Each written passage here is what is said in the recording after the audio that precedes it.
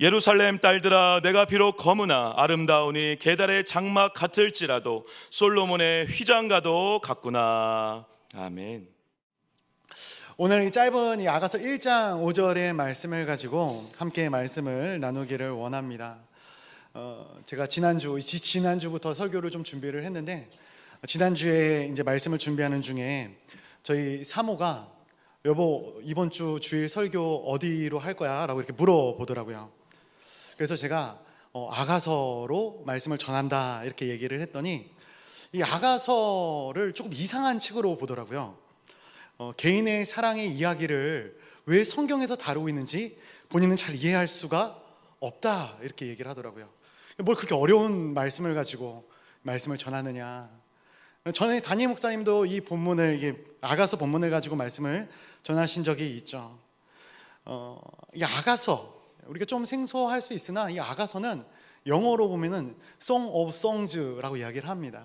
노래 중에 노래, 가장 아름다운 노래라는 이 이름이 있죠. 그래서 어떻게 보면은 이 유대인들이 정말로 사랑하는 서가 이 아가서인데, 6월절 기간 중에 특별히 안식일 날 모든 사람들이 함께 모여서 이 아가서의 내용을 함께 읽으며 묵상하며 나아간다 합니다. 정말로 사랑을 많이 받고 있는 사랑에 관한 하나님의 말씀인 것이죠. 그래서 오늘 이 아가서 1장 5절의 말씀을 통해서 말씀의 제목을 인생은 아름다워라고 정했습니다. 인생은 아름다워. 동명의 영화가 있죠. 동명의 영화 인생은 아름다워. Life is beautiful. 발음이 좋죠. 1997년 로베르토 베니니가 감독과 주연을 맡았던 영화입니다. 2차 세계대전의 시기를 이제 배경으로 삼고 있는데요. 보면 포스터가 나와 있어요. 상반부와 하반부, 후반부의 좀 내용이 그리고 배경과 분위기가 좀 갈리는 것 같아요. 당시 파시즘 국가였던 이 이탈리아의 작은 마을을 배경으로 하고 있어요.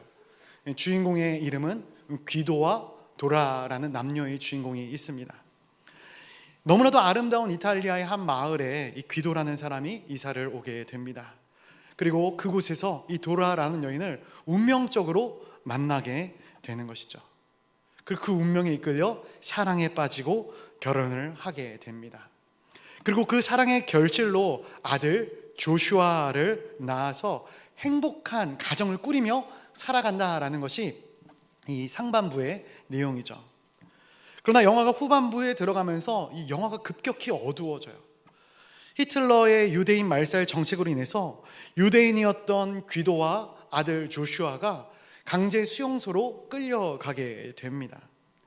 아내 도라는 이탈리아 사람이기 때문에 굳이 이 수용소에 들어가지 않아도 되지만 가족을 이대로 둘 수 없다라는 마음으로 자진해서 남편과 아들이 있는 이 수용소에 올라가는, 수용소로 가는 이 기차에 올라타게 되는 것이죠.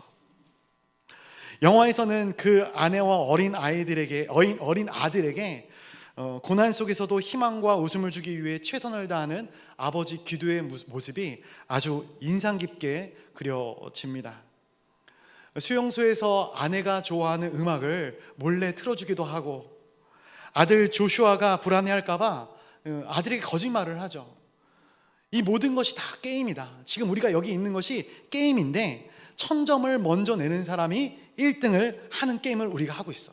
그래서 여기서 1등을 하게 되면 상품으로 우리가 탱크를 받을 수 있단다라고 아들에게 거짓말을 합니다. 어린 아들 조슈아에게 어두운 이 세상을 희망적으로 볼 수 있는 이 아버지의 모습이 그려지고 있어요.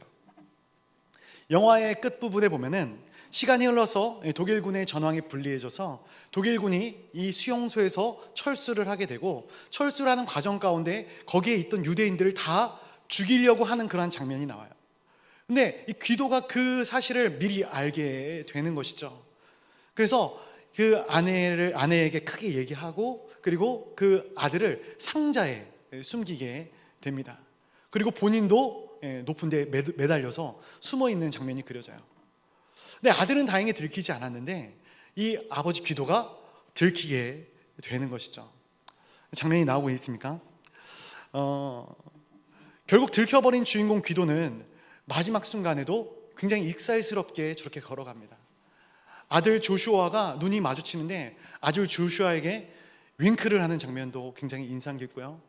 아들 조슈아가 혹시 걱정할까봐 저렇게 익살스러운 걸음걸이로 죽음의 자리로 걸어 나아가는 주인공 귀도의 모습이 굉장히 인상 깊은 영화였습니다.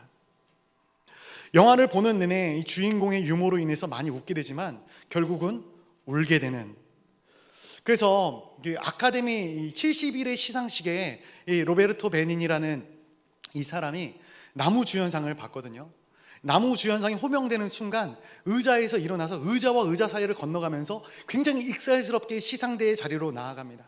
근데 많은 사람들이 그 장면을 보면서, 배우들이겠죠, 웃기도 하지만 우는 거예요. 눈물을 훔치는 거예요. 왜 눈물을 훔칠까? 그 장면이 연상되었던 것이죠. 유대인 학살이라는 인류 역사에 있어서 가장 잔인하고 어두운 사건과 이 시대적 배경을 어떻게 이 로베르토 베니니라는 감독은 인생은 아름답다고, 아름다운 인생이라고 이야기할 수 있었는가? 서두가 굉장히 길었는데 오늘 함께 우리가 묵상한 이 아가서의 말씀도 마찬가지의 말씀입니다. 우리 오늘 본문의 말씀을 다시 한번 같이 함께 읽어보도록 하겠습니다. 아가서 1장 5절의 말씀입니다. 시작. 예루살렘 딸들아, 내가 비록 거무나 아름다우니 게달의 장막 같을지라도 솔로몬의 휘장과도 같구나. 아멘. 나는 비록 거무나 아름답다. 나는 비록 거무나 사랑스럽다라는 말이죠. 그런데 이 검다라는 말은 무슨 말이냐? 뭐냐면 아름답지 않다라는 뜻의 이면이에요. 그래서 검지만 아름답다라는 말은 아름답지 않은데 아름답다라는 반어적인 표현이고 역설적인 문장인 것이죠. 그렇다면 오늘 이 본문의 여주인공은 왜 검게 되었는가? 오늘 이 말씀 가운데 나오는 이 주인공인 술람미 여인, 이 술람미 여인이 검게 된 이유는 팔레스타인에 강하게 내리쬐는 뜨거운 뙤약볕 아래서 양치기를 했기 때문에 그렇죠. 그래서 그녀의 얼굴이 검은 것은 그녀가 일한 흔적이기도 하지만 마치 탄광에서 일을 하고 나온 사람들의 얼굴과 몸에 붙어있는 검은 얼룩처럼, 그리고 쓰레기 하치장에서 일하시는 분의 몸에 붙어있는 빠지지 않는 냄새처럼 내 인생이 힘들고 피곤하고 그늘져 있는 것에 낙인처럼 보이기도 합니다. 말씀을 준비하다가 제가 또 생각난 게 있어요. 제 얼굴이 어떻습니까? 흰 편은 아니죠. 저 얼굴은 거무잡잡합니다. 저는 어렸을 때부터 거무잡잡했던 것 같아요. 그래서 항상 그 사실을 인지하고 있었습니다. 근데 제 친구들은 항상 저를 보고 이제 동남아다, 필리핀이다 이렇게 놀리기도 했었는데, 제가 목회의 일선에 들어선 이후로 누군가 저를 이렇게 놀린 적이 없거든요. 근데 최근 들어서 한 분이 저에게 동남아 사람 같다, 인도 사람 같다, 이런 이야기를 하는 거예요. 지금 생각해도 기분이 별로 좋지 않습니다. 그럼에도 불구하고 제가 실은 내색을 살짝 비쳤는데도 불구하고 끊임없이 놀리시더라고요. 그나마 위안이 되는 거는 그 앞에 수식어를 붙이는데 이 잘생긴이라는 수식어를 붙여줬어요. 잘생긴 동남아 사람 같다, 잘생긴 인도 사람 같다. 누군지 궁금해하시지 마시기 바랍니다. 듣고 기분이 나쁘다라는 것은 이 말의 어감이 좋지 않다라는 것이겠죠. 본문 말씀에 이 검은 여인이 그런 뉘앙스가 있는 것이에요. 그런데 특별히 이 대조되는 부분이 있거든요. 이 검은 여인이 누구를 부르고 있는데 누구를 부르는가 보니까 예루살렘의 딸들아, 예루살렘의 딸들을 부르고 있는 거예요. 이 검은 여인과 굉장히 대조되죠. 왜? 예루살렘의 딸들, 이 예루살렘은 어떤 도시입니까? 예루살렘은 이스라엘의 정치와 종교와 경제와 문화의 중심이 되는 중심지이죠. 그곳에 살던 여인들이 어떻겠습니까? 이 서울의 여인들을 보면 알 것 같아요. 한결같이 부요하고 화려하고 아름다운 인생들이에요. 그런데 그들이 바라볼 때 이 술람미 여인, 나는 어떻게 비춰졌겠는가? 나 자신이 얼마나 초라하고 가난하고 시골스러운 사람인지. 그래서 나 자신에게 스스로 이렇게 얘기하는 거예요. 그래, 너는 인생을 열심히 살고 있는 거야. 열심히 살고 있기 때문에 피부색이 그래. 너의 인생도 언젠가는 해 뜰 날이 올 거야. 아무리 세뇌를 스스로에게 한다 해도 너무나도 화려하고 아름다운 사람들과 이 세상 가운데 스스로는 자괴감에 빠질 수밖에 없는, 절망감을 느낄 수밖에 없는, 그것이 이 검다, 내가 검다라는 단어가 주는, 이 말이 주는 고백의 무게인 것이죠. 그렇다면 이 술람미 여인이 이러한 고백이 나올 정도로 양을 쳤던 이유가 무엇이었겠습니까? 고대 근동 지방에는 여성들도 바깥 일을 했다 합니다.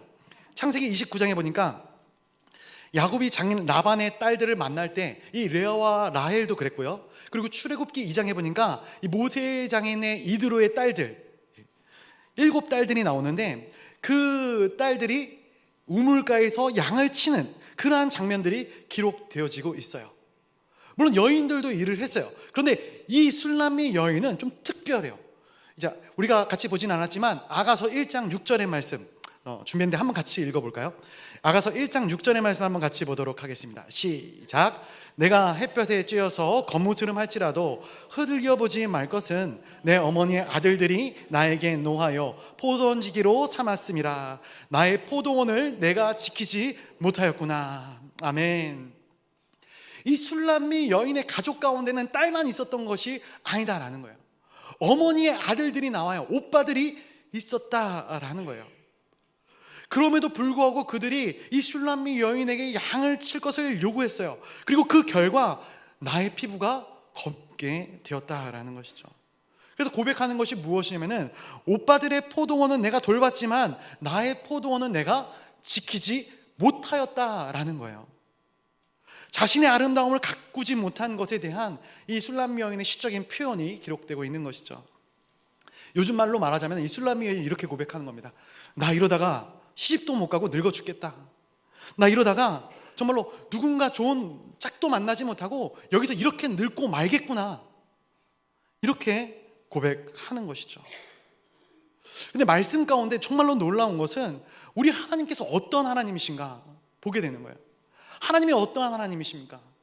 반전의 하나님, 역전의 하나님이십니다. 우리가 약할 때 우리의 강함이 되시는 하나님이시고 내가 가난할 때 부유케 하시는 하나님이신 것이죠. 성경 가운데도 이러한 반전의 놀라운 역사들이 많이 나와 있지 않습니까? 특별히 한 3명의 인물들을 준비했는데 대표적으로는 다윗 왕입니다. 다윗 왕. 왜 사람들이 다윗 왕을 그렇게 좋아하는가? 성경 가운데 가장 선호하는 인물 중에 하나를 꼽자면은 이 다윗 왕을 꼽을 때가 굉장히 많이 있거든요. 왜 다윗 왕을 그렇게 좋아할까요? 그가 왕이 되어서 왕궁에서 호의호식하고 있을 때 그를 아름답게 보는 사람들이 많은가? 아니죠. 다윗은 부모님께 버림받은 양치기였어요. 그러나 그 상황에 굴복하지 아니하고 하나님을 사랑하고 사람들을 사랑하는 사람이었죠. 정말로 사랑이 많은 인물이었어요. 또한 골리앗 앞에서 주눅들지 않은, 그에 대항할 만한 순수함이 있었던 청년이었어요. 정리하자면 다윗은 약자 중에 약자였지만 진정으로 강한 자로 그의 인생의 놀라운 반전을 이루었기 때문에 사람들이 다윗 왕을 좋아하는 거예요. 그의 아들 솔로몬은 어떠한가? 그의 인생 가운데 조금의 아름다움이 있었다면 그가 화려한 궁전에서 수많은 아내들과 사는 그 시기를 아름답다 이야기하지 않을 것입니다. 그가 처음 하나님 앞에 만났을 때 하나님 앞에 겸허히 엎드려 고백하기를 종은 작은 아이라 출입할 줄을 알지 못합니다 라고 하나님께 고백하였던, 하나님께 머리를 조아렸던 그 시절이 아름다운 것이죠. 욥의 인생은 어떻습니까? 욥이 아름다운 것은 그가 많은 재산을 가지고 많은 것을 누리기 때문에 아름다운 것이 아니에요. 그가 재산과 가족을 다 잃은 그 순간에도 고백하기를 내가 모태에서 알몸으로 나와 싸운 즉 알몸으로 그리로 돌아갈 것입니다. 주신 이도 여호와시고 취하신 이도 여호와이십니다. 오직 여호와의 이름이 찬송을 받기에 합당하십니다 라는 이 눈물의 고백이 감동이 있는 것이죠. 검지만 아름답다. 검지만 아름답다. 이 말을 오늘 본문의 분위기에 맞춰서 조금 바꿔서 이야기하자면 검기 때문에 아름다울 수 있는 거예요. 검기 때문에 아름답다라는 말입니다.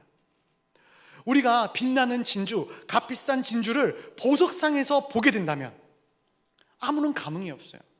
그 주변에도 수많은 보석들이 즐비하거든요. 그런데 이 보석을 모래가에서 발견하게 된다면 감동이 있는 것이죠. 2007년 첫 선을 보인 브리튼즈 갓 탤런트라는 프로그램이 있습니다. 이 프로그램이 첫 시즌을 시작할 때 굉장히 큰 이슈가 됐던 인물이 있는데, 이 인물이 저에게도 큰 감동을 줬거든요. 누구냐면은 바로 시즌 첫 해의 우승자였던 이 폴 포츠라는 사람입니다. 아마 많은 분들이 아실 것이다 생각을 해요. 사진에 나오고 있는데, 이 폴 포츠는 1970년 사우스 웨일즈, 즉 남부 웨일즈 지방, 이 잉글랜드에서, 영국에서 잘 알려지지 않은 그러한 지방 사람입니다. 시골 마을 출신이에요. 그는 휴대폰 판매 일을 했었고요. 외모는 뭐 감히 제가 평가하기는 좀 그렇지만 배도 좀 나오고 치열은 다 어그러져 있고 누가 봐도 준수한 외모가 아니었죠. 뭐 보셔서 아시겠지만 그가 이 브리튼즈 갓 탤런트에 출연할 때에 그의 표정은 굉장히 암울하고 우울했어요. 이러한 그의 외형적인 모습들을 통해 그가 그동안 얼마나 어렵고 힘들게 살아왔는지를 느끼게 되는 것이죠. 예선 무대에서 심사위원이 이 폴 포츠에게 물어봅니다. 폴, 오늘은 어떤 무대를 보여주실 거죠? 그러자 폴 포츠가 이렇게 대답을 해요. 오늘은 오페라를 보여드리겠습니다. 오페라를 부르겠습니다. 이때 심사위원들이 서로가 서로를 바라보거든요. 근데 그 눈빛에는 전혀 기대감이 없어요. 관중들의 기대감도 전무합니다. 얼마나 많은 사람들이 이 오디션 무대에 참가했겠습니까?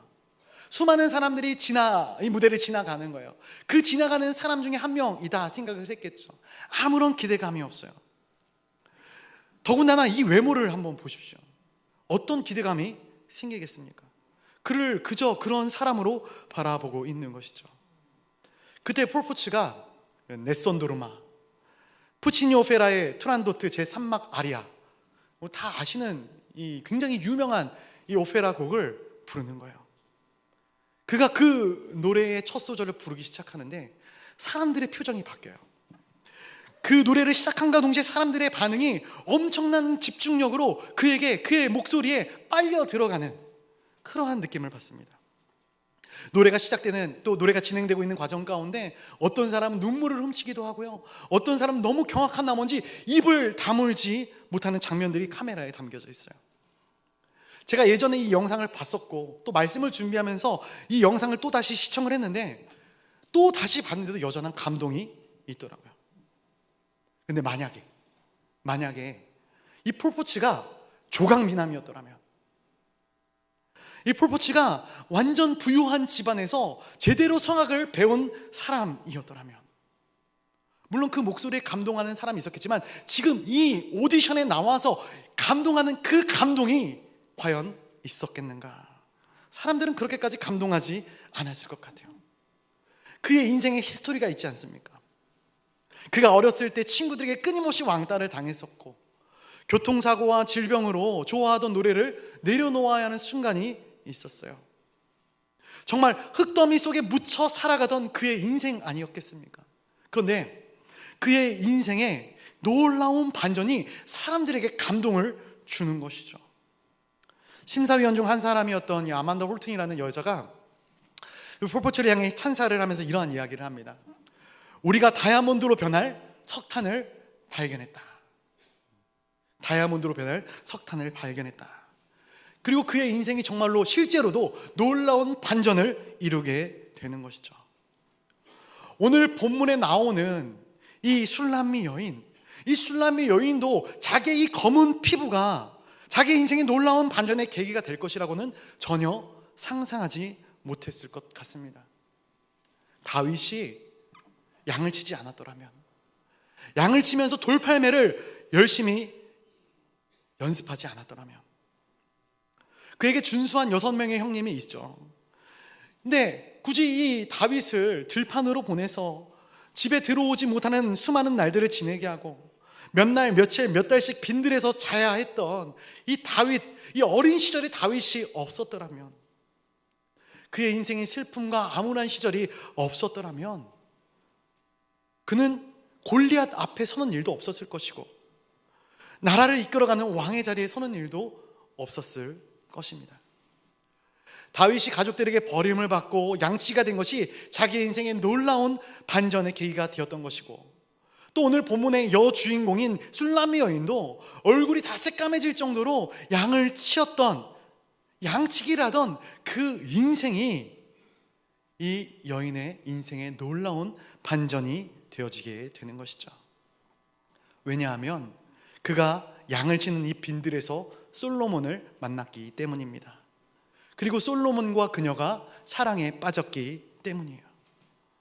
이 나라의 최고의 존재인 솔로몬이 나를 사랑하게 되었기 때문에 5절 하반절에 보니까 게달의 장막 같을지라도라는 단어가 나오거든요. 게달의 장막 같을지라도 내가 솔로몬의 휘장과 같다라고 이야기를 할 수 있는 거예요. 여러분, 게달의 장막이 뭔지 아십니까? 게달의 장막.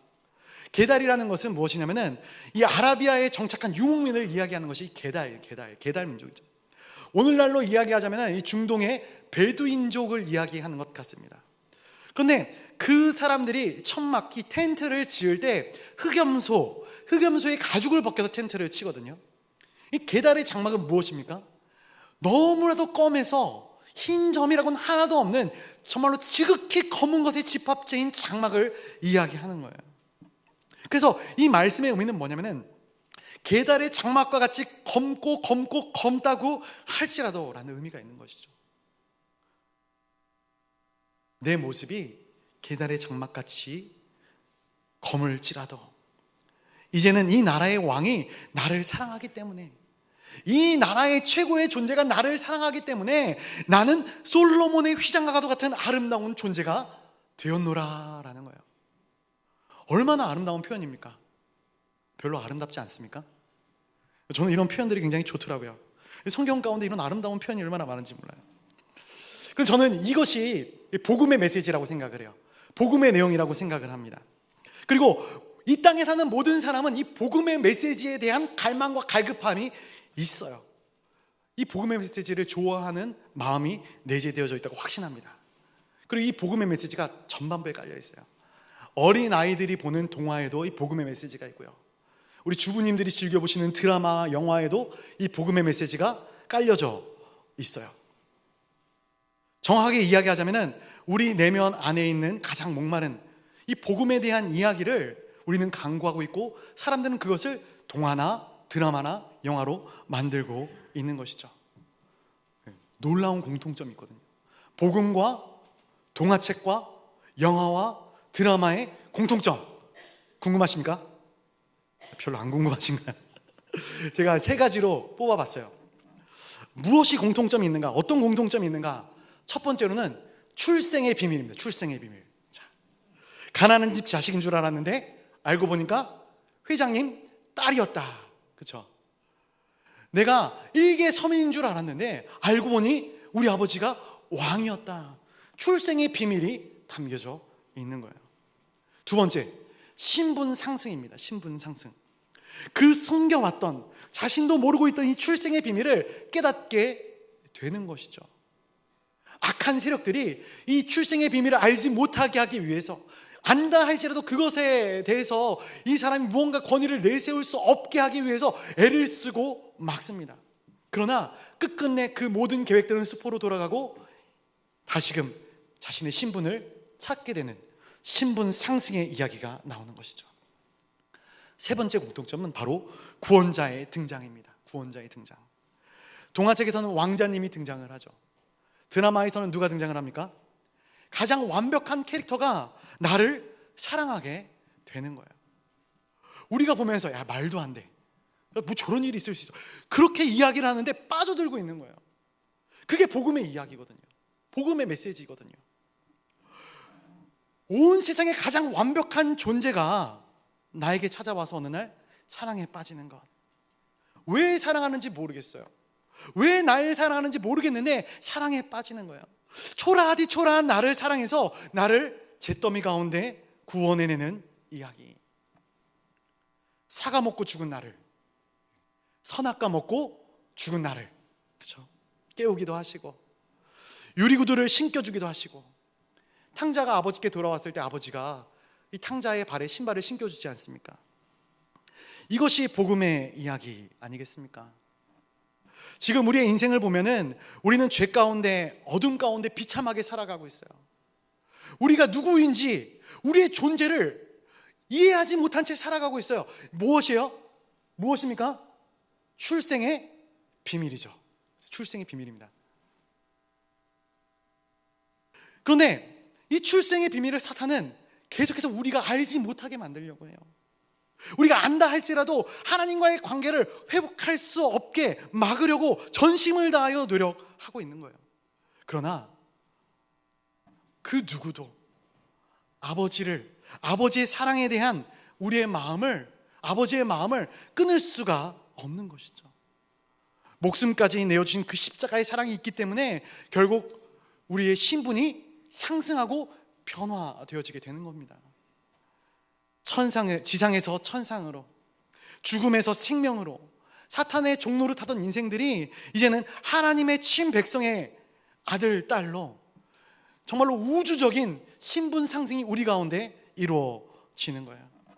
이것이 복음의 메시지인 것이죠. 오늘 이 아가서의 술람미 여인도 마찬가지예요.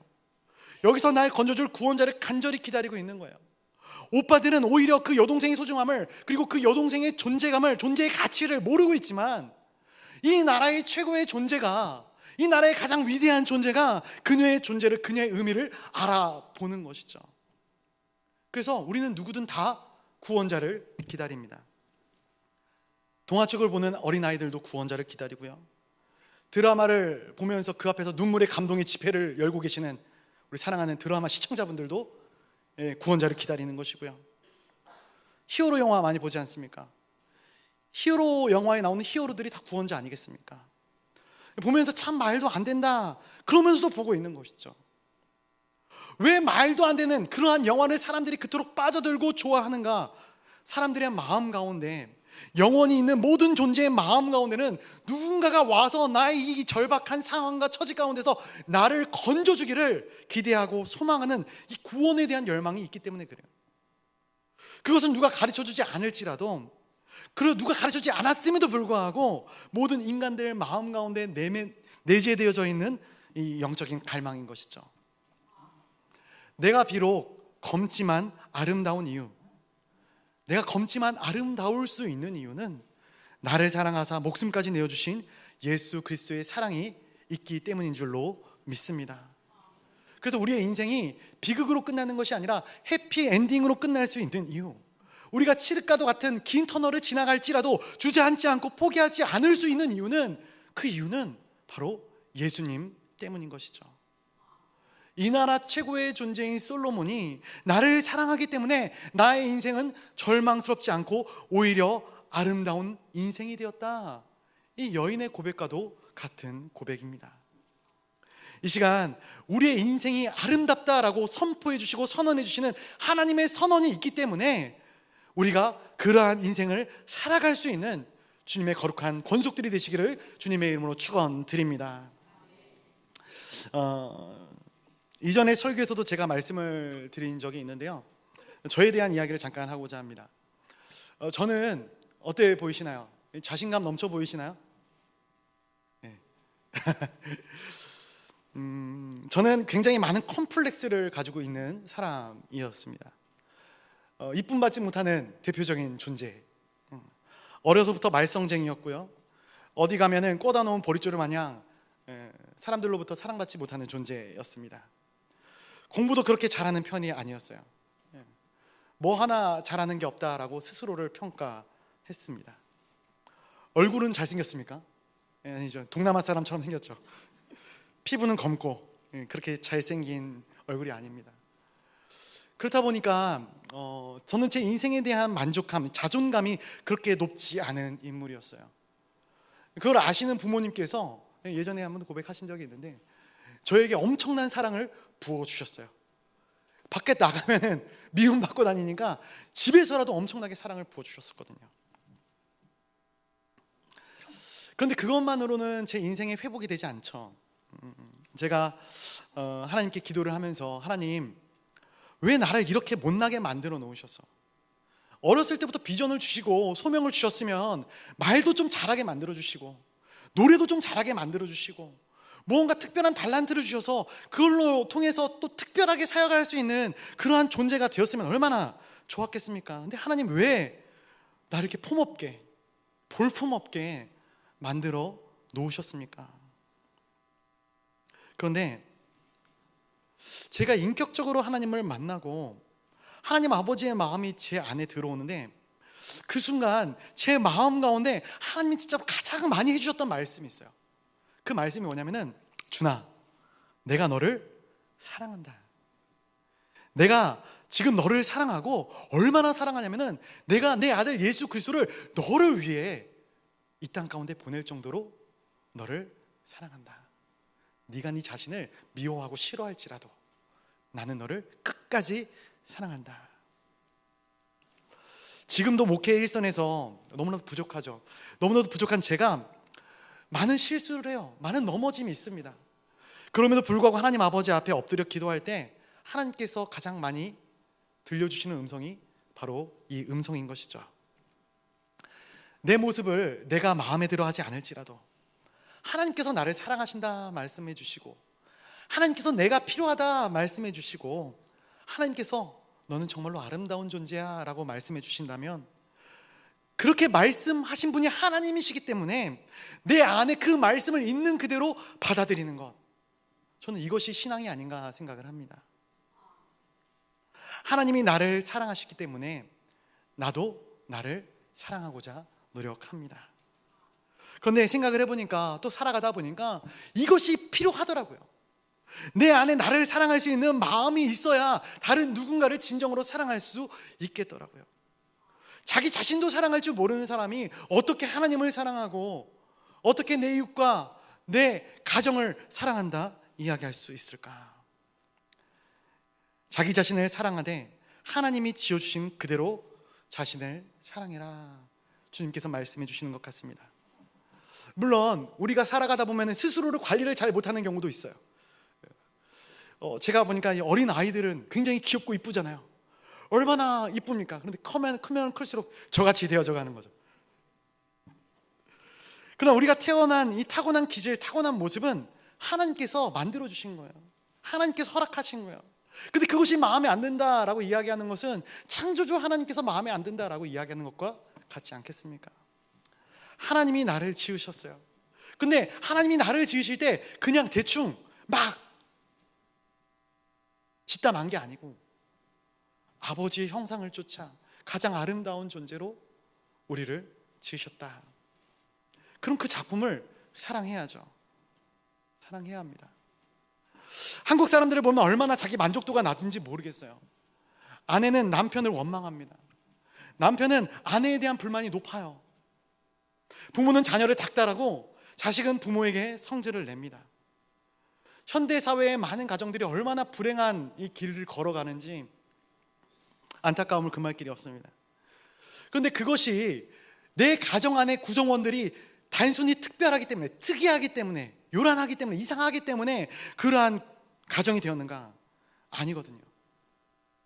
사실 그 가정의 불행, 또한 역기능적인 가정의 모습 가운데 가장 중요한 사실 중에 하나는 뭐냐면은, 가정 구성원 한 명 한 명이 내 자신을 사랑하지 못하는 것으로부터 시작이 되어지는 것이죠. 내가 나의 인생에 대한 만족감이 없는 것이에요. 그러면 내가 행복하지 못한 사람이 누구를 행복하게 만들 수 있겠습니까? 없는 거예요. 결국 내 안에 기쁨이 있고 내 안에 사랑이 있고 내 안에 충만함이 있으면 이것이 흘러가는 것인데, 이것이 흘러가야 참된 행복과 기쁨이 넘치는 가정이 되는 것인데, 그것이 없기 때문에 문제가 되는 것이죠. 어머니들은 자녀를 키우면서 자기 인격의 밑바닥을 보게 돼요. 저희 아내를 보니까 참 가관입니다. 이뻐, 사랑해, 내가 널 얼마나 사랑하는지 알아, 너희 뭐 하는 거야, 막 인격의 밑바닥을 보게 되는 거예요. 무한 경쟁의 한국 사회의 회사, 끊임없이 실적과 능력을 요구하는 이 회사에 다니는 우리 아버지들 어떻습니까? 자기 능력의 한계와 밑바닥을 보게 되면 또 다시 자괴감에 빠지게 되는 거예요. 우리 어린아이들은 어떻습니까?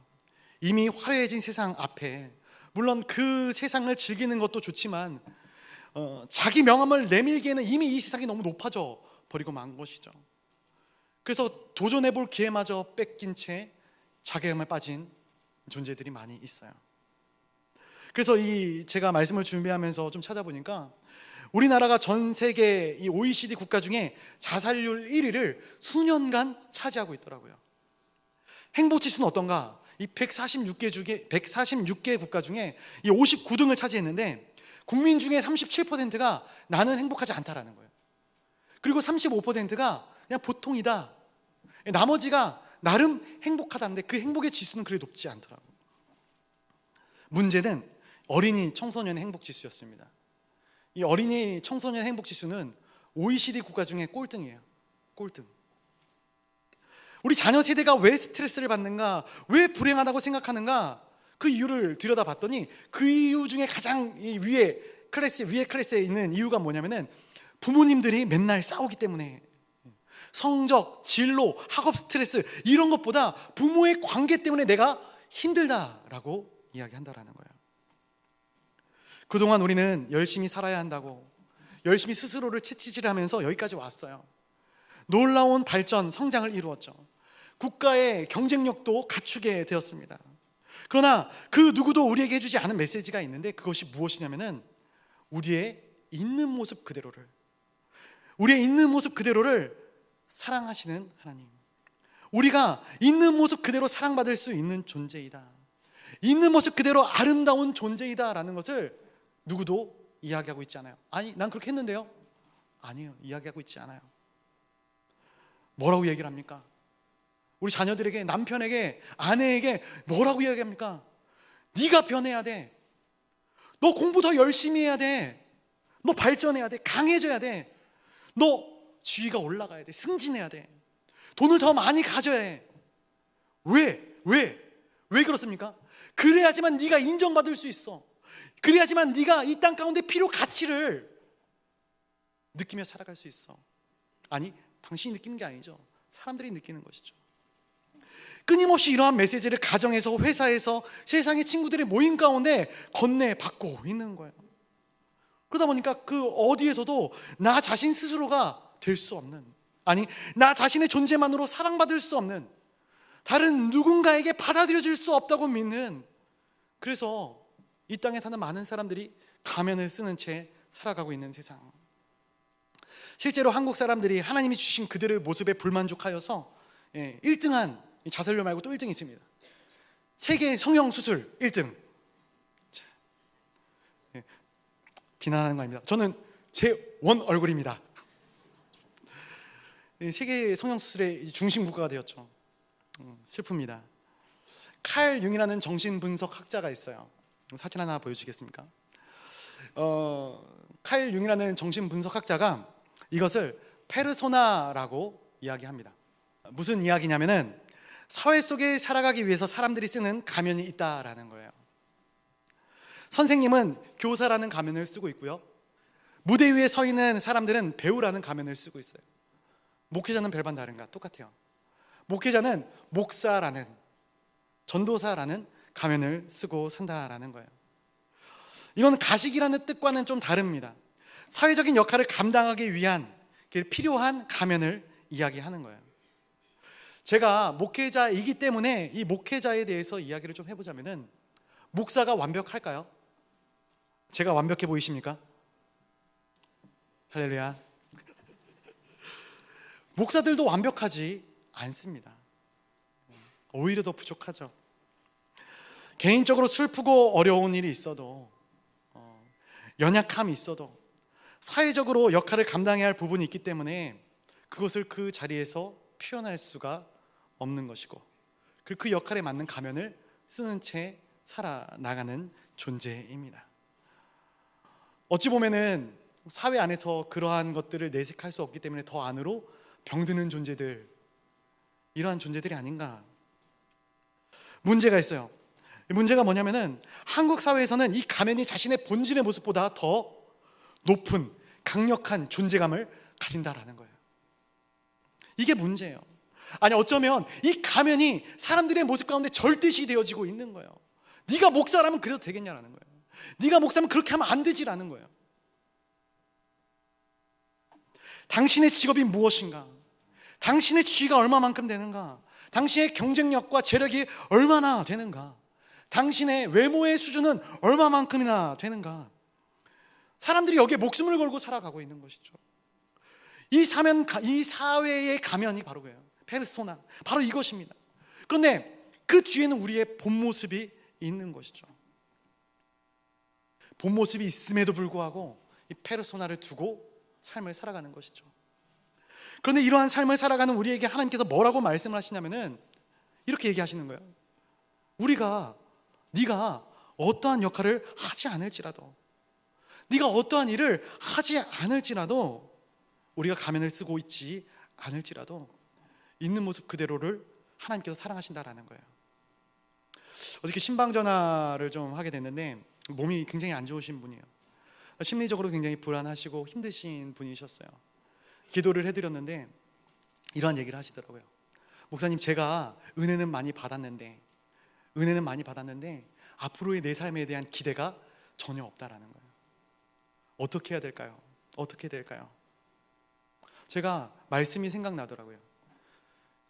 아무것도 안 하셔도 됩니다 얘기 드렸어요. 하나님께서는 우리 집사님의 있는 모습 그대로를 사랑하시는 것이지, 내가 무언가를 해야, 내가 어떻게 노력을 해야, 내가 지금 이 순간 가운데, 이 상황 가운데 무언가를 해내려고, 헤쳐나가려고 어떤 것을 하나님께 열심으로 노력으로 보여드려야지만 나를 건져내시는 분이 아니시라고 말씀을 드렸어요. 당신이 어떤 지위에 있지 않아도, 어떤 일을 하고 있지 않아도 하나님은 당신을 사랑하십니다. 아니, 오히려 우리가 검기 때문에, 당신이 검기 때문에 더 사랑하시는 거예요. 우리가 죄가 많기 때문에 우리를 더 구원하시고자 하시는 거예요. 하나님을 묵상하면서, 하나님의 이러한 이 성향을 묵상하면서 참 하나님의 취향이 독특한 것이 아닌가 생각을 해요.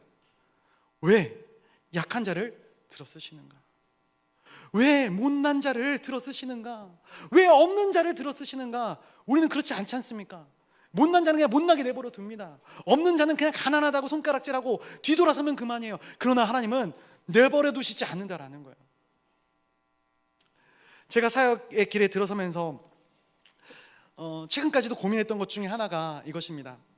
하나님은 왜 이렇게 연약한 나를 굳이 사용하시겠다고 애를 쓰고 계시는가? 애를 쓰고 계시는가? 그런데 말씀을 준비하다가 하나님의 마음을 조금 알겠더라고요. 제 인생 가운데 하나님이 수많은 어려움들과 아픔들을 주셨겠죠. 그런데 그 아픔들과 어려움이 없었더라면, 제가 만약에 어렸을 때 미움을 받던 시기를 거치지 않았더라면 미움을 받는 사람의 마음을 이해할 수 있을까? 제가 부족하고 연약하지 않았더라면 약한 자들, 소외받는 자들에게, 세상에 미움받는 자들, 소외받는 자들에게도 얼마나 하나님이 필요한지를 이야기할 수 있었겠는가? 그리고 하나님의 마음, 하나님의 말씀이 그들에게 얼마나 큰 위로가 되는지, 내 자신에게 큰 위로가 됐던 것처럼 하나님의 말씀을 듣는 그 사람들에게 얼마나 큰 위로로 다가설지 제가 이해할 수 있었겠는가? 그 생각이 미치니까 하나님이 왜 나를 이렇게 만드셨는가, 이게 아니라 하나님, 저를 이렇게 연약하게 만들어 주셔서 감사합니다라는 고백이 나오더라고요. 우리가 인생을 살아가면서 난 너무 힘들어, 난 너무 불행해, 나는 나의 삶이 너무 불만족스러워, 내 인생은 너무나도 무의미한 것 같아, 혹시라도 이런 생각이 드십니까?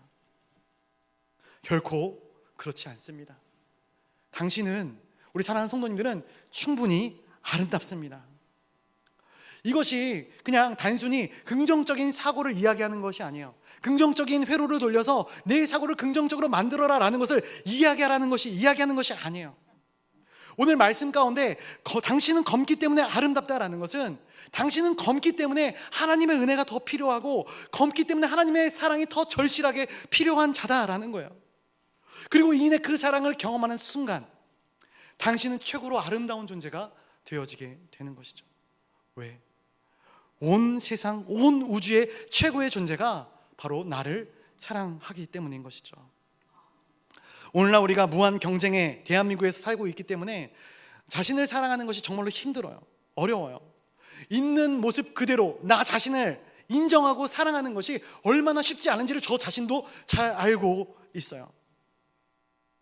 그러나 사람들의 평가나 잣대 때문이 아니라 스스로 나 자신을 고치고 싶은 것이 너무나도 많지 않은가, 스스로를 한번 돌아봐야 되는 것이죠. 혹시 각자의 삶 가운데 고치고 싶은 부분이 있나요? 무엇을 고치고 싶으십니까? 성격도 고치고 싶고, 능력도 고치고 싶고, 내 경력도 고치고 싶고, 내 몸매도, 내 얼굴도 싹 다 갈아엎고, 할 수만 있다면 내 인생의 모든 것들을 다 고치고 싶은 것이죠. 그러나 태어난 그대로의 성품은 하나님께서 주시는 거예요. 그리고 하나님께서 주시는 이 모든 것들 가운데는 결단코 후회함이 없는 줄로 믿습니다.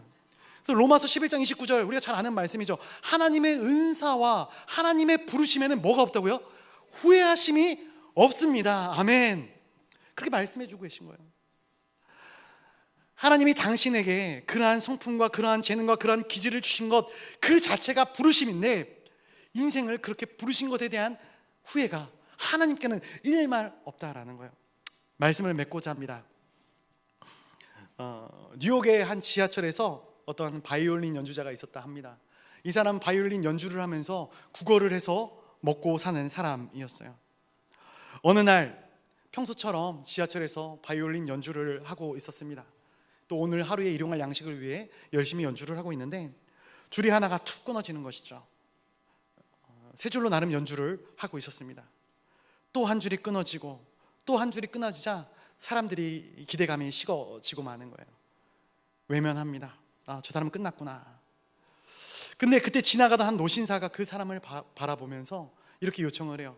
그 바이올린을 제게 좀 빌려주실 수 있겠습니까? 그 말에 구걸하던 사람이 바이올린을 그 사람에게 넘겨줍니다. 그리고 그 노신사가 이 한 줄짜리 바이올린을 가지고 엄청나게 아름다운 선율로 연주를 하는 것이죠.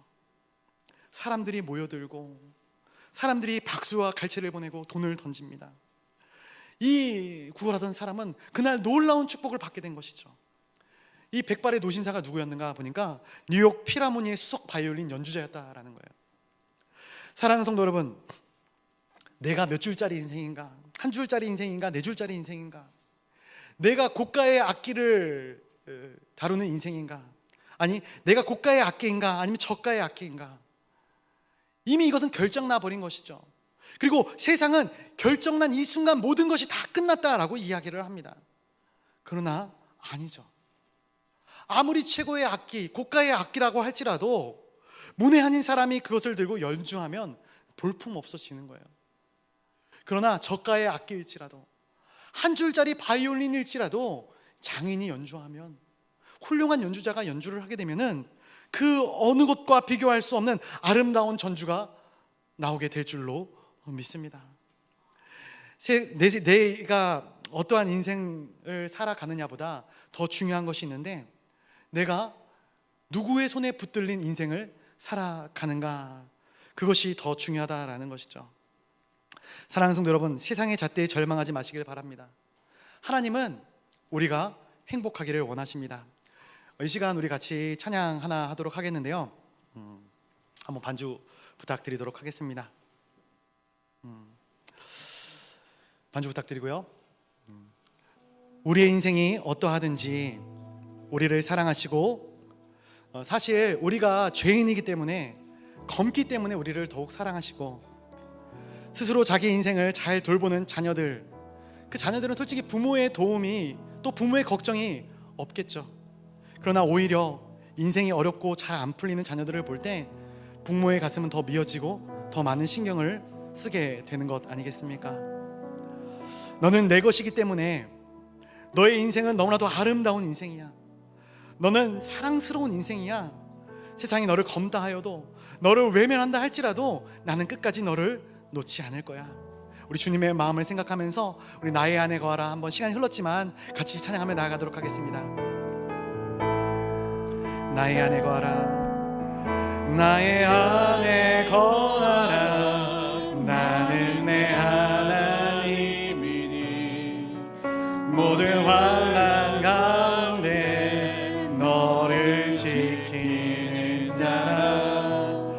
두려워하지 말라. 내가 널 도와주리니. 놀라지 말라. 내 손잡아 내가 너를 지명하여 불렀나니. 내가 너를 지명하여 불렀나니. 너는 내 것이라 너의 하나님이라. 내가 너를 보배롭고 존귀하게 여기노라.